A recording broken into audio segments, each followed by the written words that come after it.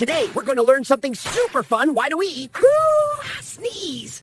A sneeze happens when something irritates the inside of your nose, like dust. Then your body prepares a big air blast and sends it out with a whoosh. Sneezing actually protects us. It pushes out germs and dust from our nose to keep us healthy. Isn't that cool? Did you know your sneeze can travel as fast as a cheetah running? Whoa. So kids, whenever you sneeze into your elbow, not your hands. That keeps everyone safe and germ-free. Learning with Dr. Pandoo today. Don't forget to like, share, and subscribe for more fun science. Bye-bye!